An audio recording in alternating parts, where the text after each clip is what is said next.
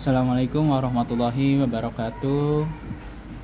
Selamat siang anak-anak, apa kabarnya hari ini? Semoga kalian selalu dalam keadaan sehat ya.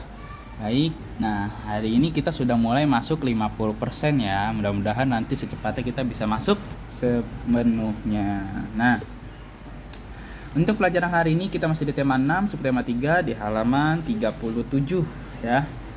Nah, sekarang kita masuk energi alternatif. Nah, jenis energi alternatif dan manfaatnya ya. Energi alternatif artinya energi yang dapat digunakan dengan tujuan menggantikan bahan bakar konvensional. Nah, apa aja sih contohnya bahan konvensional itu? Bahan bakar konvensional contohnya adalah minyak bumi dan batu bara ya. Nah, energi merupakan unsur terpenting yang selalu menyertai keberlangsungan hidup manusia di bumi. Karena kalau tidak ada energi, maka manusia tidak bisa akan hidup, ya. Macam-macam energi alternatif saat ini terus dikembangkan di Indonesia. Sumber daya energi yang utama di Indonesia berasal dari fosil, ya. Atau yang lebih kita kenal adalah minyak bumi, ya. Seperti batu bara, minyak bumi dan gas, ya.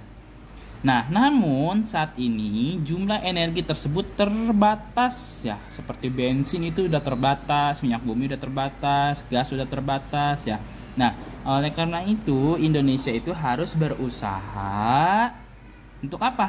Untuk mengembangkan sumber energi alternatif untuk keberlangsungan hidup masyarakatnya ya. Nah, ada beberapa jenis energi alternatif ya. Yang pertama ada energi biomasa. Nah, apa sih energi biomasa itu? Energi biomasa itu adalah pembangkit biomasa ini menggunakan bahan bakar dari cangkang sawit atau bisa disebut sebagai kulit sawit. Nah, sekam padi bisa juga, terus tongkol jagung, ampas tebu, serbuk kayu dan limbah pertanian lainnya. Nah, keunggulan energi biomasa yaitu dapat diperbarui dan dapat menyediakan energi yang terus berkesinambungan. Jadi muter ya. Ya, muter ya. Jadi ampas tahu nih, habis bikin tahu ampasnya bisa dijadikan energi biomasa. Jadi tidak ada yang terbuang ya. Nah, kemudian yang kedua yaitu energi matahari. Tenaga matahari merupakan energi yang tak terbatas ya. Karena selagi matahari menyinari bumi, maka di situ adalah energi matahari mengalir ya. Tenaga matahari merupakan energi yang tak terbatas. Energi ini juga bisa digunakan sebagai sumber tenaga listrik yang kemarin kita kenal apa sebagai apa? Energi surya ya. Hanya saja perlu biaya yang mahal untuk bisa membangun reaktornya. Faktor cuaca juga menjadi salah satu hambatannya. Kalau musim hujan tidak bisa kita menyerap sinar matahari ya. Berbeda dengan sumber alam seperti batu bara dan minyak bumi yang diperkirakan dapat habis, tenaga matahari terbilang tidak dapat habis. Contoh pemanfaatan matahari sebagai energi alternatif adalah mobil bertenaga surya atau disebut nanti kita kenal sebagai mobil listrik, cuman tenaganya dari energi surya. Jadi di atas mobil itu ada panel suryanya, udah pernah lihat belum? Nah, nanti kita lihat ya gambarnya ya. Nah, yang ketiga yaitu energi angin. Angin juga itu merupakan salah satu energi alternatif yang ramah lingkungan dan sedang dikembangkan di beberapa negara, termasuk Indonesia ya. Indonesia memiliki potensi sangat besar dalam mengembangkan energi alternatif ini. Namun, saat ini pemanfaatannya belum optimal ya. Beberapa proyek pembangkit tenaga angin dibangun di Indonesia. Contohnya adalah pembangkit listrik tenaga Bayu atau kita sebut sebagai PLTB Sidrap yang dibangun di Sulawesi Selatan ya. Di Sulawesi Selatan, di Jawa Barat ada nggak? Ada ya. Nah, selanjutnya ya ada yang namanya panas bumi ya.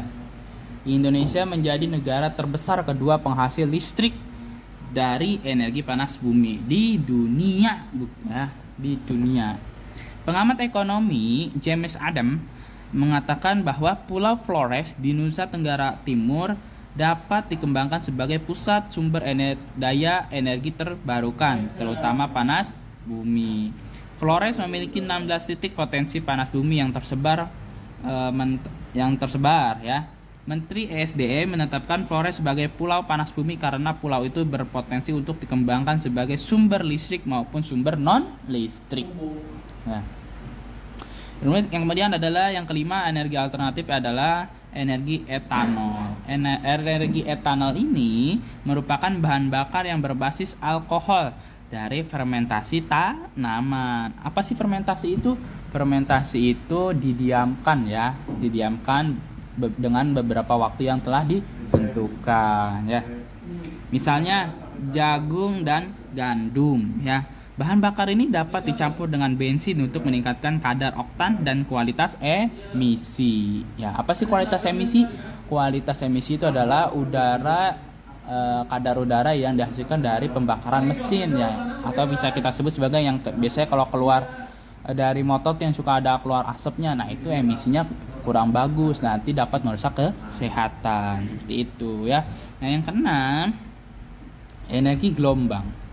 Energi gelombang merupakan pemanfaatan gelombang laut yang pasang. Penggunaannya memang tidak merusak lingkungan, tetapi dalam pemanfaatan energi gelombang itu membutuhkan anggaran yang cukup besar untuk membangun reaktornya. Sama seperti apa tadi? Sama seperti tadi energi matahari ya.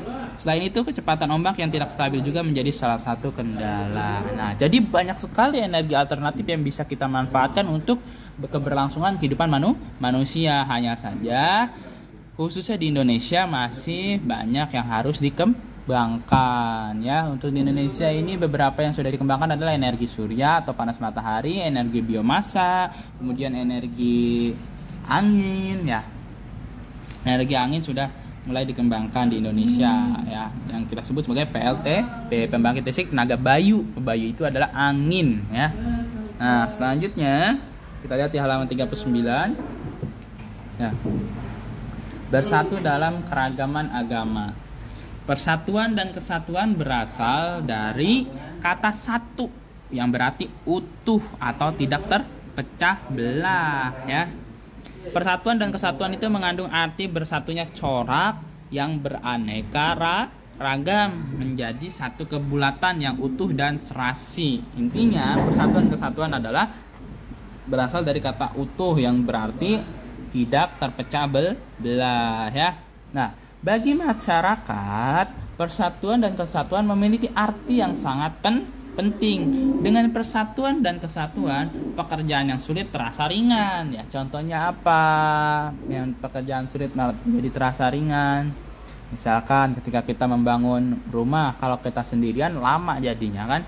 Kalau misalkan kita bareng-bareng nih sama tukangnya banyak, nah rumah itu cepat jadi ya. Makanya kita pasti membutuhkan orang lain ya. Oleh karena itu kita harus bisa bersatu ya. Nah, semangat persatuan dan kesatuan juga harus ditunjukkan dalam keragaman agama yang ada di lingkungan sekitar. Indonesia itu memiliki 6 agama yang diakui oleh pemerintah, yaitu seperti yang kita tahu adalah Islam, Kristen, Katolik, Hindu, Buddha, dan Konghucu ya. Nah, adanya keragaman agama jangan dijadikan sebagai permusuhan ya. Ingat, jangan dijadikan sebagai permusuhan.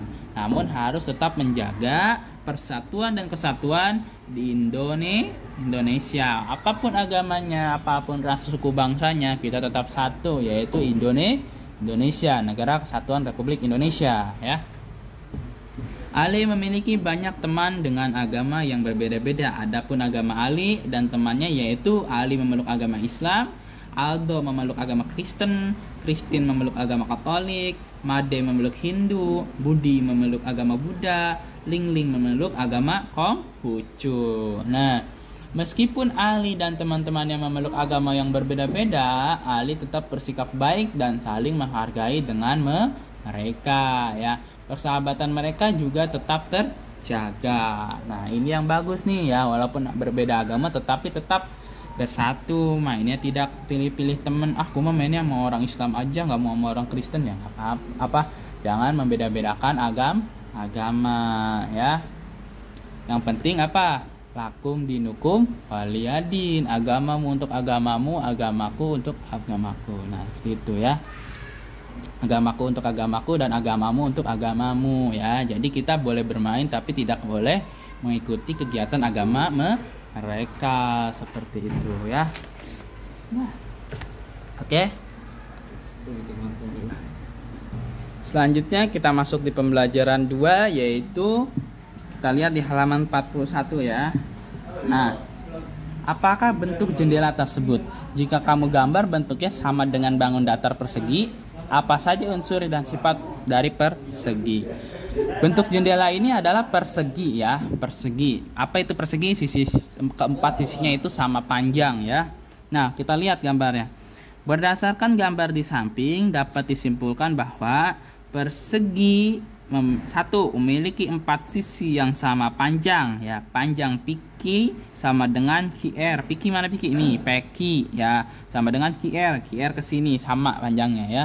Kemudian RS sama dengan juga PS. RS sama dengan PS. Jadi sama ya, antara panjang dari sini ke sini, ini ke sini, ini ke sini, ini ke sini adalah panjangnya sama ya. Yang kedua memiliki 4 sudut, yaitu sudut P, sudut Q, sudut R, dan sudut S ya. Nah, ketiga, keempat sudutnya itu sama besar. Sudut P sama dengan sudut Q sama dengan sudut R sama dengan sudut S. Jadi sama besarnya ya sudutnya karena persegi ya. Oke.